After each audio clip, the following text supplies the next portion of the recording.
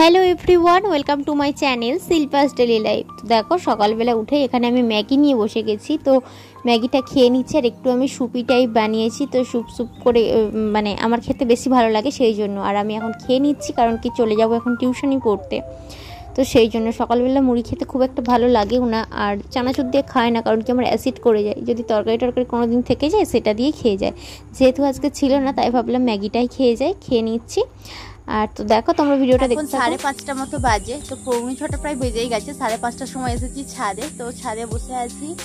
তো জামা কাপড় আজকে আগেই তুলে নিয়েছি, ভেজা ছিল বলে ওখানে মিলে দিয়েছি। আর হচ্ছে দুপুরবেলা না প্রচণ্ডভাবে ঘুমিয়ে পড়েছিলাম। তো টিউশন গিয়েছিলাম, টিউশন থেকে বাড়ি এসে দুপুরবেলা খাওয়া দাওয়া করে ঘুমিয়ে পড়েছি।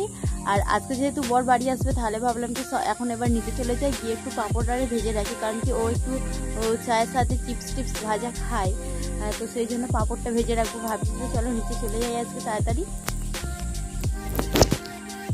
দুপুরবেলা তো রান্না মাই করেছিল। সন্ধ্যাবেলা দেখো আমি রান্নাঘরে চলে এসেছি আর এখানে চা বসিয়ে দিয়েছি, দুধ চা বসিয়েছি। মা বাপি আমি তিনজনে খাবো বলে।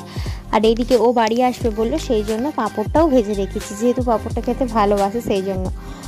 তো চলো পাঁপড়টা ভেজে নিয়েছি আর ভাবছি একটু খিদে লাগছে, একটু মুড়িও খাবো, সেই জন্য এখানে চানাচুর নিয়ে নিয়েছি, পাঁপড় ভাজা নিয়েছি আর শসা চাট করে নিয়েছি, শসা আর কাঁচা লঙ্কা চাট করে নিয়েছি। এটা দিয়ে একটা জায়গাতেই মুড়ি মাখিয়ে নিচ্ছি, আমি আর শাশুড়ি মা দুজনে মিলে খাবো, যেহেতু অল্প পরিমাণে খাওয়া হয় সন্ধ্যাটাতে সেই জন্য। আর এইদিকে চাটাও আমার বানানো হয়ে গেছে, তো বাপিকে দিয়ে দিয়েছি, শুধুমাত্র আমাদের দুজনের চা পড়ে আছে।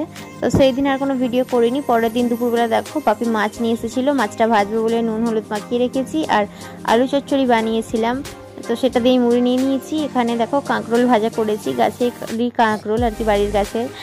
আর মাছের ঝোল বানাবো বলে দেখো সবজিগুলো কেটে নিয়েছি। দেখো এখানে আমার রান্নাটা হয়েও গেছে, শাকের তরকারি হয়েছে, মাছের ঝোল হয়েছে, ঢেঁড়স ভাতে আর কাঁকরোল ভাজা। তো তারপরে দেখো খাওয়া দাওয়া করে বিকালবেলা চলে এসেছিলাম রথ দেখতে। তো আমাদের বাড়ি থেকে বেশ অনেকটাই দূরে এই রথের মেলাটা বসে। তো বাড়ির সামনে বাজারেও রথের মেলা বসে আর বেশ কিছু দূরের জায়গাতেও বসে। তো বাড়ির সামনে যেটা হয় আর কি, সেখানে বেশ অনেক বছরই দেখেছি। তো এই রথটাও দেখতে যাওয়া হয় প্রায় বছরই। তো যেহেতু দুবার রথ হয়, তো রথ আর উল্টো রথ যেহেতু হয়, তো যে কোনো একটা রথে না এইখানেও আসা হয়। তো এটা হচ্ছে খানজাতাপুরের রথ। তো এখানে আমি আর বর চলে এসেছিলাম। তো দেখো মেলায় এসে পাপড়ি চাট খাচ্ছি। একটা দোকান থেকে পাপড়ি চাট খেয়েছিলাম, সেটা ভালো ছিল না বলে আবার একটা দোকান থেকে খেলাম। আর এদিকে দেখো মেলাতে অনেক দোকান বসেছিল। আর তো তারপর দেখো এখানে আমরা বাড়ি চলে এসেছি আর এখন প্রায় 8:30 মতো বেজে গেছে। বাড়ি থেকে বেরিয়েছিলাম 5:30, এখন 8:30 মতো বাজে। তো চলো আবার রাত্রির জন্য রান্না সমস্ত কিছু করতে হবে। আর মেলা থেকে দেখো কিনে নিয়ে এসেছি জিলিপি, আর নিয়ে এসেছিলাম ভুট্টা ভাজা, মানে ভুট্টাটা, আর নিয়ে এসেছিলাম বাদাম ভাজা। তো ভুট্টাটা খেতে আমার বেশ ভালোই লাগে, সেই জন্য ভুট্টা নিয়ে এসেছি। আর রথের মেলা মানে জিলিপি তো আনবই। তো চলো আজকের মতো ভিডিওটা আমি এখানেই শেষ করছি। কেমন লাগলো অবশ্যই কমেন্ট করে জানিও, ভালো লাগলে লাইক করে কমেন্ট করে আর চ্যানেলকে সাবস্ক্রাইব করে দিও।